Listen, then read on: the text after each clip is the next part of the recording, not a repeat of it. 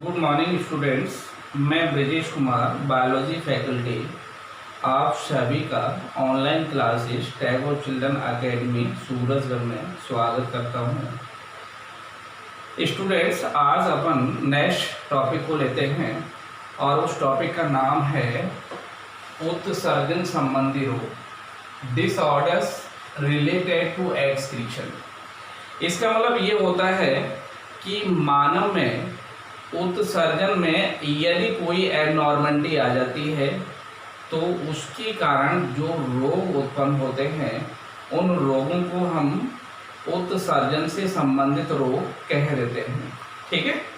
उत्सर्जन में यदि किसी तरह का कोई भी एबनॉर्मलिटी आ जाता है, किसी तरह की कोई अनियमितता आ जाती है, किसी तरह का कोई असामान्यता उत्पन्न हो जाती है, तब हम ये कह सकते हैं कि जो उत्पन्न होने वाले डिसऑर्डर्स होते हैं वो डिसऑर्डर्स उत्सर्जन से संबंधित होते हैं, इसलिए उनको डिसऑर्डर्स रिलेटेड टू एक्सक्रीशन अर्थात उत्सर्जन संबंधी रोग या विकार कह दिया जाता है, जो कई प्रकार के हो सकते हैं।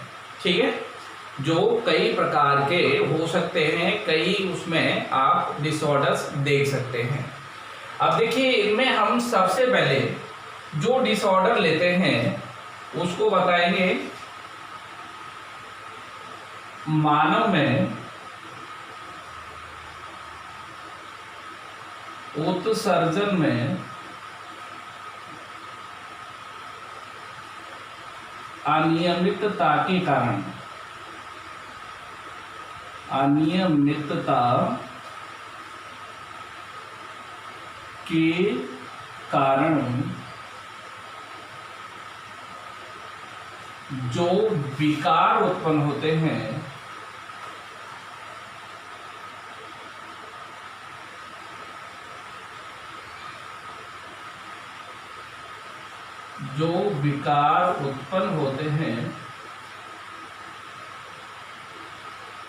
उन्हें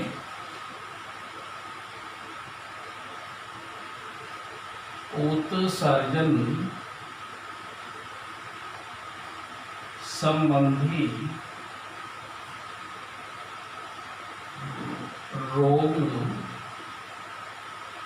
कह देते हैं, जो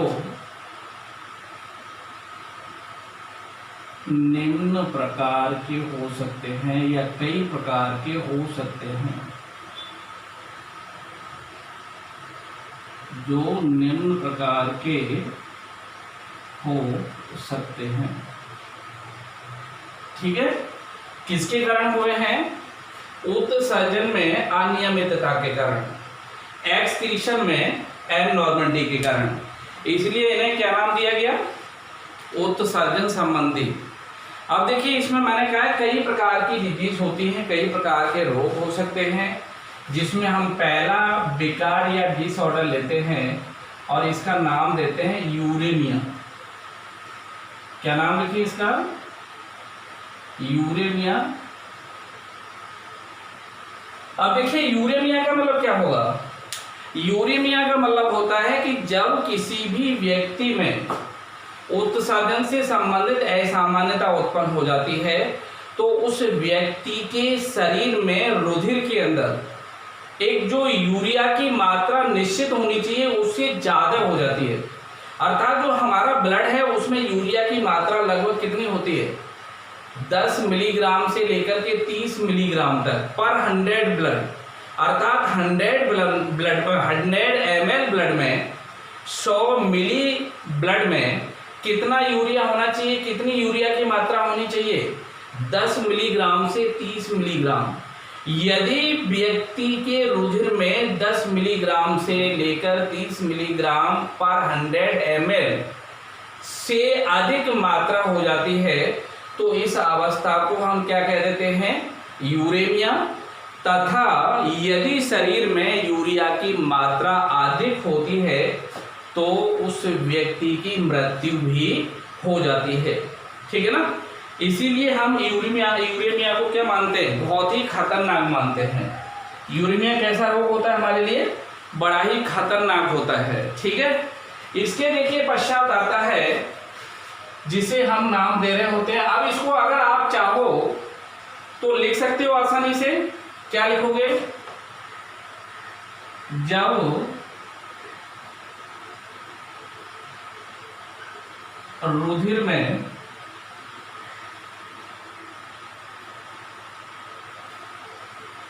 यूरिया की मात्रा 10 से 30 मिलीग्राम पर 100 ml से अधिक हो जाती है, से अधिक हो जाती है, तब इस अवस्था को यूरेनिया कह देते हैं। क्या कह देते हैं? यूरेनिया कह देते हैं, ठीक है। यदि रुधिर में यूरिया अधिक मात्रा में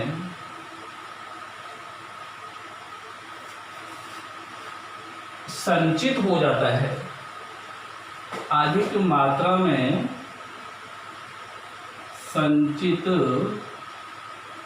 हो जाता है, तब रोगी की या व्यक्ति की मृत्यु हो जाती है, तब व्यक्ति की मृत्यु हो जाती है, ठीक है। क्लियर हो गया? इसका मतलब है कि हमारे शरीर में जो यूरिया है रुधिर के अंदर 10 से 30 मिलीग्राम है, तब तो वो नॉर्मल है, और इससे अगर ज़्यादा होता है 100 ml ब्लड के अंदर तो वो हमारे लिए हानिकारक होता है। इस रोग को ही हम क्या कह रहे होते हैं? यूरेनिया कह देते हैं, ठीक है। इसके पश्चात दूसरा आता है जिसको हम कह रहे होते हैं गाउट। वैसे इसे गठिया भी कह दिया जाता है। क्या कह दिया जाता है? गठिया, या फिर क्या कह रहे होते हैं इसको? गाउट कह रहे होते हैं। गाउट कैसा रोग होता है? एक आनुवंशिक रोग होता है, और इसमें जो हमारा रुधिर होता है उसमें किसकी? यूरिक अम्ल की मात्रा अधिक हो जाती है, और यूरिक अम्ल जब अधिक मात्रा में हो जाता है तो वह किसके अंदर? रुधिर के अंदर, संधियों के अंदर या वृक्क ऊतकों के अंदर भर जाता है, संचित हो जाता है। इसी को हम क्या कह रहे होते हैं? गाउट कह रहे होते हैं। और यह रोग निर्जलीकरण, उपवास या डाईयूरेटिक के कारण होता है, जैसे कम पानी पीना, या बहुत सारे लोग लंबे समय तक उपवास रखते हैं, या फिर जो यूरेटिक कंडीशन है वो कैसी हो जाती है? एबनॉर्मल हो जाती है। इस कारण से ये बीमारी हो जाती है, ठीक है। तो क्या बताओगे? यह कैसा रोग होता है? यह एक आनुवंशिक रोग है, आनुवंशिक रोग है जो यूरिक एसिड की रुधिर में मात्रा बढ़ने पर होता है,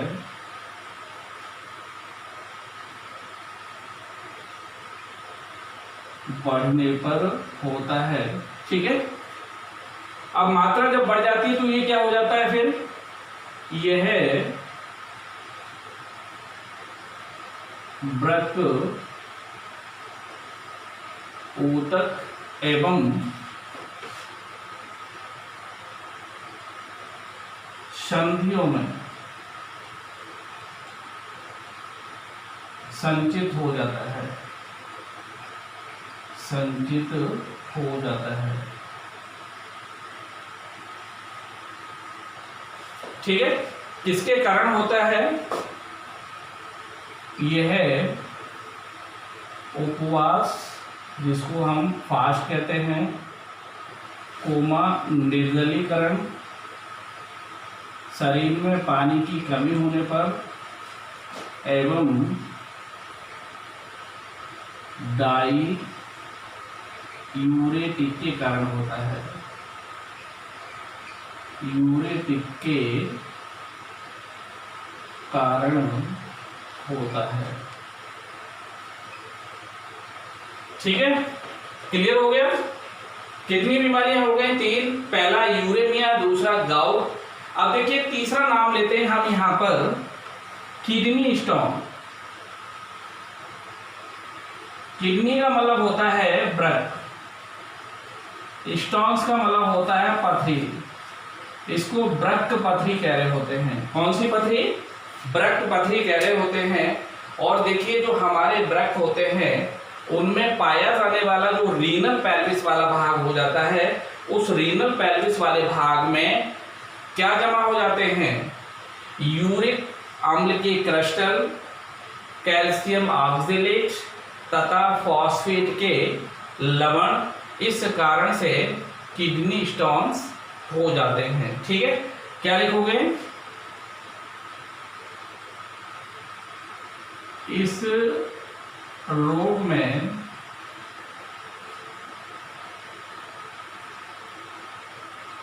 दर्द होता है तथा मूत्र विसर्जन में बाधा आती है। बाधा का मतलब होता है रुकावट।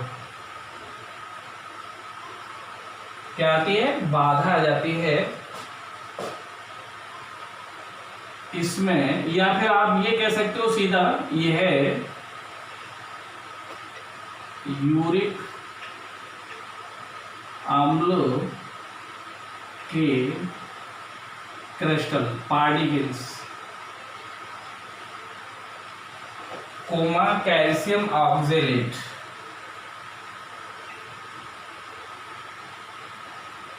कैल्शियम ऑक्जेलेट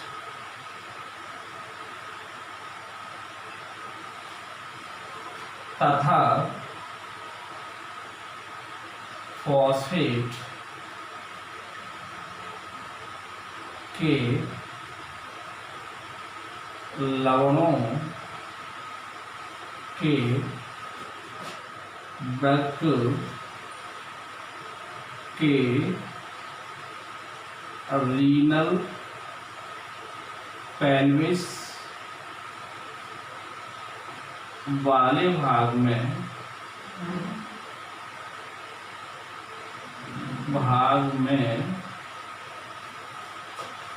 जमा होने से होता है। जमा होने से होता है। ठीक है, रीनल पेल्विस वाला भाग कौन सा होता है? मूत्र वाहिनी का ऊपरी कीपाकार और चौड़ा भाग। जब उस भाग में स्टोन बन जाएगा, किससे बनेगा? जिसमें मैंने बताया यूरिक अम्ल के क्रिस्टल होते हैं, कैल्शियम ऑक्जेलेट होते हैं, फॉस्फेट के लवण होते हैं। तो वहीं से तो वहाँ यूरिन किस में पास आउट हो रही होती है? मूत्र वाहिनी में। तो मूत्र के विसर्जन में क्या होगा? बाधा आती है, और वही कारण होता है कि इसका पेन का, अर्थात उसी से क्या होने लगता है? दर्द होने लगता है। ठीक है, इसके बाद देखिए नेक्स्ट, जिसको हम नंबर 4 कह सकते हैं, इसको या तो हम ब्राइट डिजीज कह सकते हैं, इसको कह रहे होते हैं ब्राइट का रोग, या इसका दूसरा नाम होता है नेफ्राइटिस। क्या होता है? नेफ्राइटिस। और ये किसके कारण होता है? ये बैक्टीरियल इन्फेक्शन के कारण होता है। किसके कारण होता है? बैक्टीरियल इन्फेक्शन के कारण। ठीक है, अब आप कहेंगे बैक्टीरियल इन्फेक्शन क्या होता है? देखिए, जब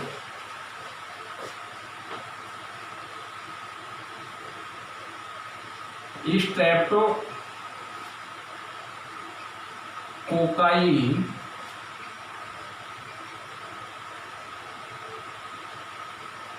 जीवाणु ग्लोमेरुलस को इन्फेक्ट करता है, संक्रमित कर देता है,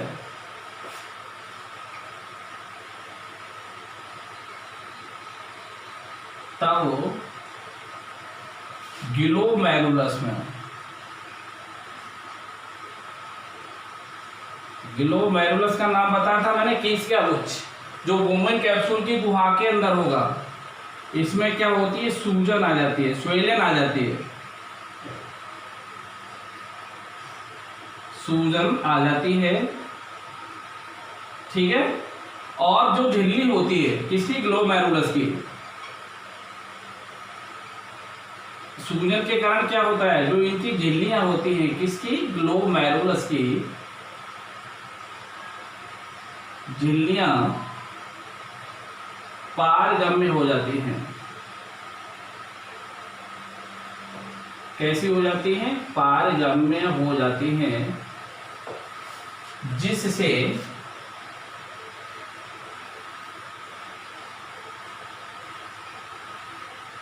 आरबीसी एवं प्रोटीन छलकर बाहर आते हैं।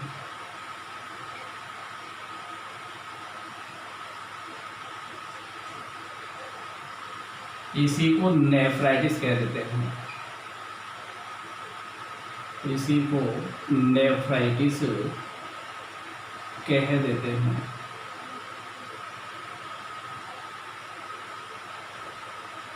कहते हैं। ठीक है, अगर इस बीमारी का कोई इलाज ना किया जाए तो जो तरल पदार्थ होता है वह एकत्र होने से टांगें फूल जाती हैं और उसको हम कह देते हैं ड्रॉप्सी या एडिमा।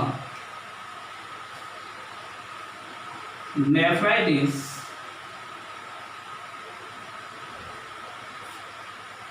का इलाज नहीं होने पर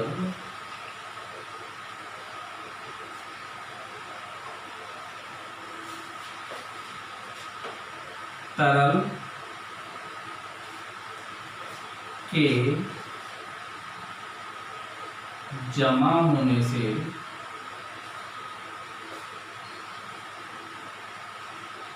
टांगें फूल जाती हैं। टांगों में ऐसा लग जाता है जैसे सूजन आ गई है, फूल जाती हैं, तब इसे एडिमा या फिर इसी का नाम होता है ड्रॉप्सी। ड्रॉप्सी कह देते हैं। ठीक है, अगर नेफ्राइटिस का सही समय पर इलाज नहीं हो पा रहा है तो क्या होगा? फिर उसमें जो तरल है वो जमा होने लगता है और तरल के जमा होने से जो टांगें होती हैं वो फूल जाती हैं। इस बीमारी को हम ड्रॉप्सी या क्या बोल देते हैं, एडिमा कह देते हैं। ठीक, इसके पश्चात नंबर 5 में आप नाम दे सकते हैं गिलायकोशूरिया। गिलायकोशूरिया या इसका दूसरा नाम आप चाहो तो डायबिटीज मेलिटस कह सकते हो। डायबिटीज मेलिटस, मेलिटस जो शुगर की बीमारी होती है ना, जिसे मधुमेह कहा जाता है।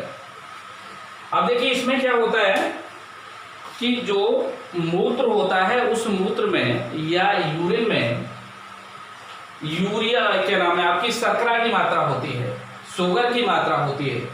जब मूत्र में शुगर का उत्सर्जन और शुगर की मात्रा उपस्थित हो तो इसी को हम क्या कह रहे होते हैं, ग्लाइकोशूरिया कह रहे होते हैं। और दूसरा नाम इसका क्या होता है, ग्लाइकोशूरिया होता है। ठीक है, यूरिन के साथ शुगर का शरीर से बाहर जाना क्या कहला रहा होता है, डायबिटीज। अर्थात हम ये कह सकते हैं कि मूत्र में शुगर की उपस्थिति एवं उत्सर्जन क्या कहलाता है, ग्लाइकोशूरिया। और इसी का दूसरा नाम क्या होता है, डायबिटीज, या इसको कह रहे होते हैं शुगर की बीमारी, या इसी को हम क्या कह रहे होते हैं, मधुमेह। ठीक है, तो क्या बोलेंगे, जब यूरिन में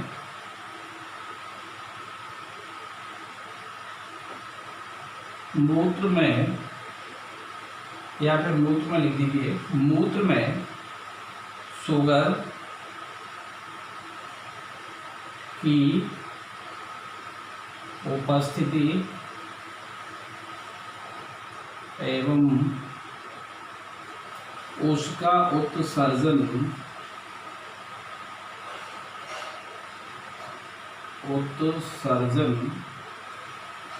ग्लाइकोशूरिया कहलाता है। ग्लाइकोशूरिया कहलाता है।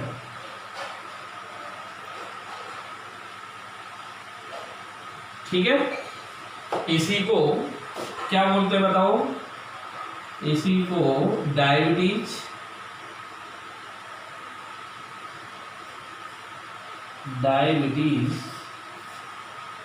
मेलिटस कह देते हैं, मेलिटस कह देते हैं।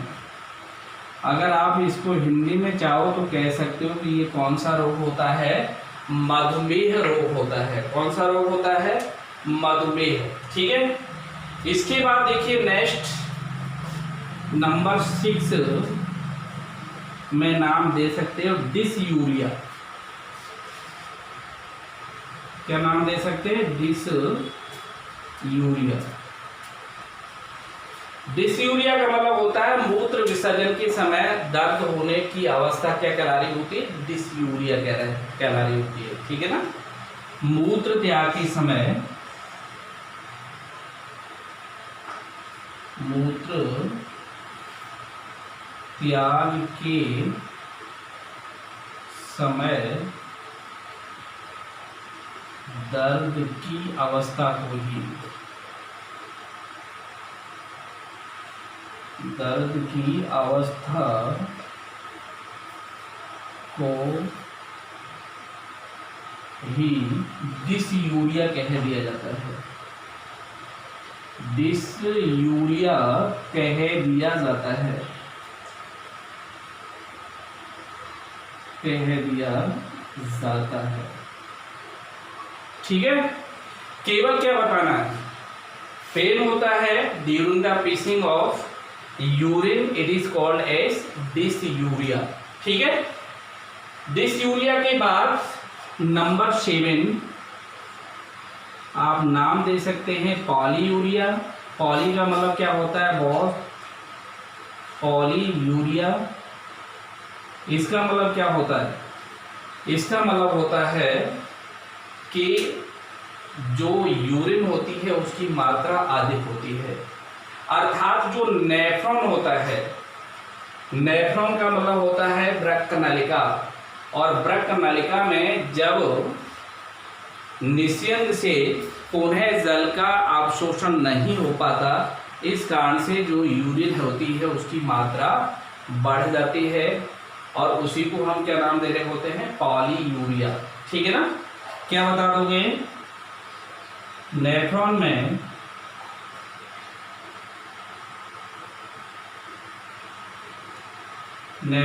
में जल का पुनः अवशोषण, रीएब्जॉर्प्शन न होने के कारण, न होने के कारण मूत्र का आयतन बढ़ जाता है, मूत्र का आयतन बढ़ जाता है,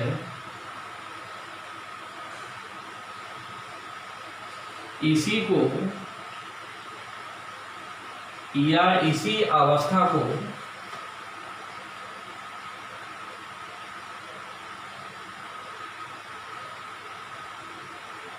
क्या बोलेंगे? पॉलीयूरिया कह देते हैं।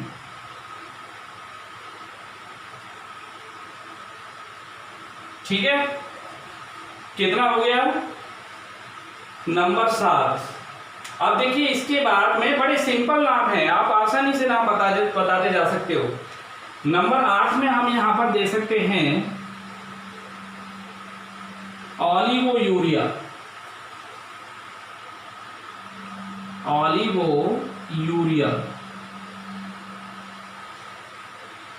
पहला नाम दिया था, ये देखिए ग्लाइकोसूरिया, उसके बाद में डिसयूरिया, उसके बाद में पॉलीयूरिया, पॉलीयूरिया के बाद में क्या है? ऑलिगोयूरिया। ऑलिगोयूरिया का मतलब होता है जो यूरिन है वो सामान्य से बहुत कम मात्रा में बनती है, अर्थात यूरिन का सामान्य से बहुत कम मात्रा में बनना क्या कहलाएगा? ऑलिगोयूरिया कहलाएगा। ठीक है ना? मूत्र का सामान्य से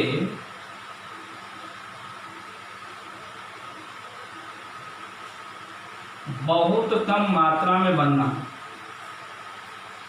बहुत कम मात्रा में बनना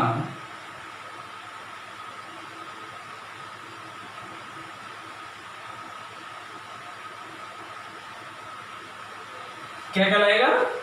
ऑलिगोयूरिया कहलाता है। ऑलिगोयूरिया कहलाता है।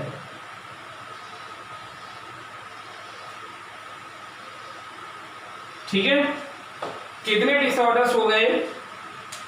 नंबर 8 तक मैंने आपको बता दिया। कहाँ से शुरू किया था? यूरेमिया से।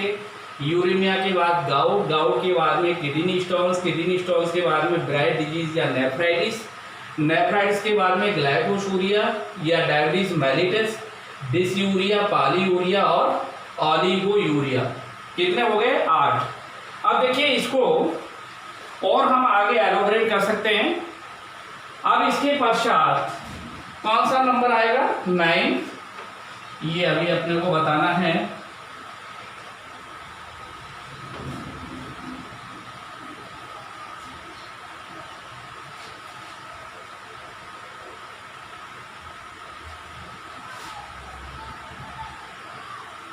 ठीक है,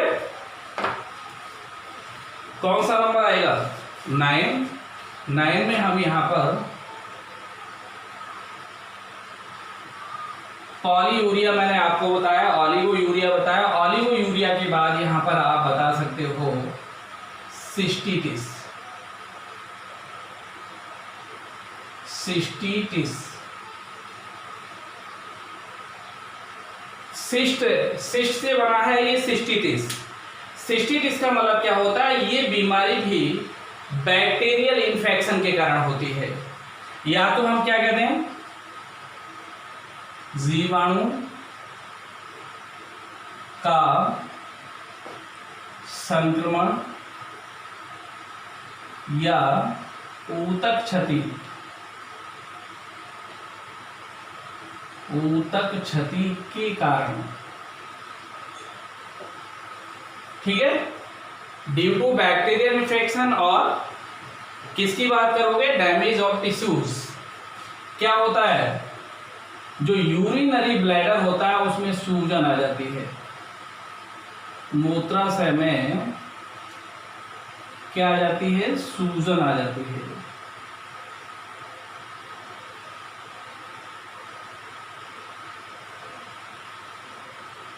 ठीक है, कितनी डिजीज हो गई? 9।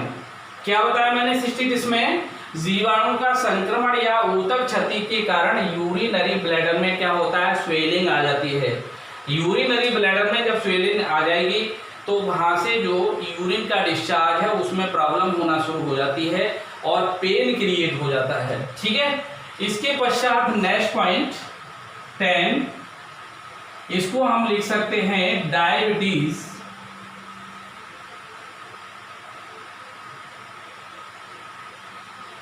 इंसिपिडस।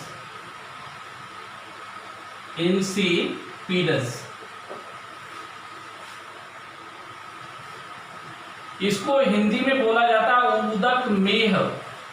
देखिए मैंने एक बताया था अभी अभी ग्लाइकोशूरिया नंबर 5 पे।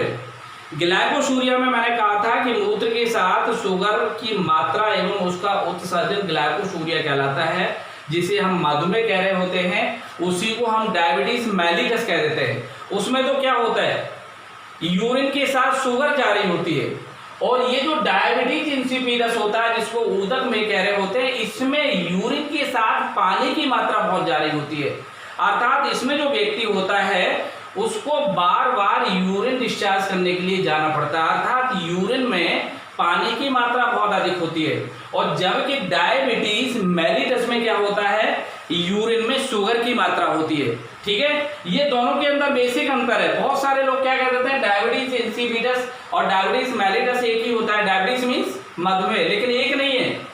डायबिटीज मेलिटस को आप शुगर डिजीज या मधुमेह कह सकते हो, उसमें यूरिन के साथ में शुगर डिस्चार्ज होता है, जबकि इंसिपिडस के अंदर क्या होता है, यूरिन के साथ पानी की अधिक मात्रा जा रही होती है। ठीक है, क्या बताओगे इसमें?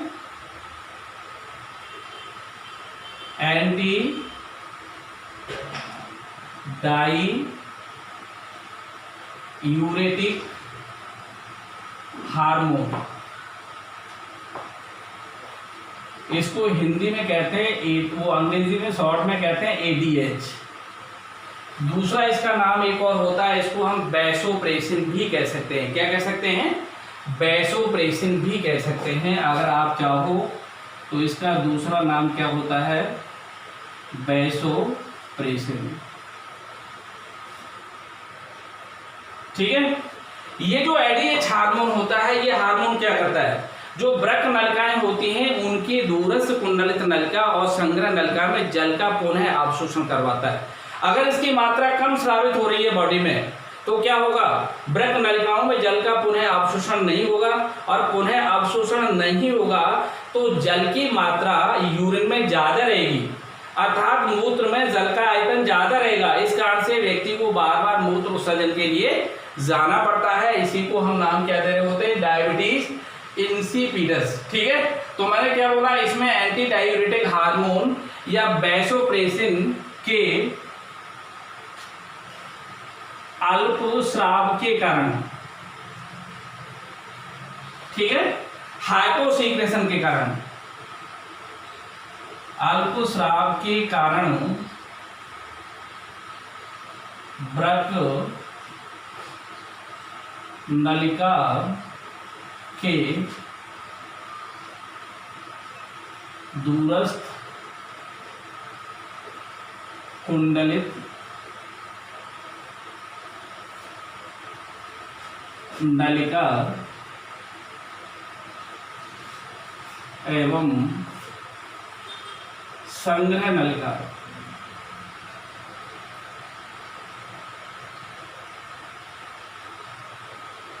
ठीक है ना, दूरस्थ कुंडलित नलिका एवं संग्रह नलिकाओं में जल का पुनः अवशोषण नहीं होता है,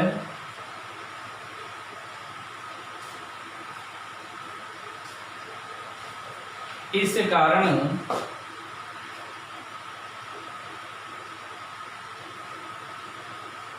मूत्र में जल की अधिक मात्रा होती है।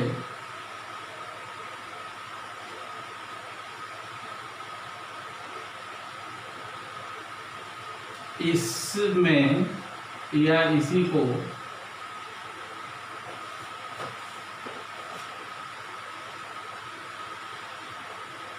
डायबिटीज इंसिपिडस कह देते हैं।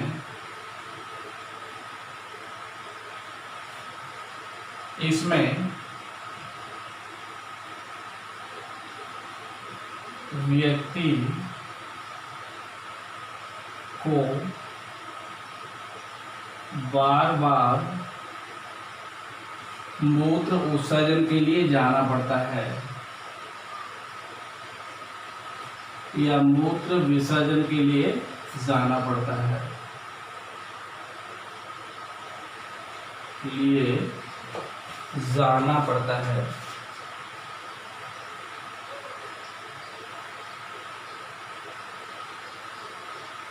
ठीक है, क्लियर हो गया ना? क्या बताया था मैंने? डायबिटीज मेलिटस और डायबिटीज इंसिपिडस में अंतर।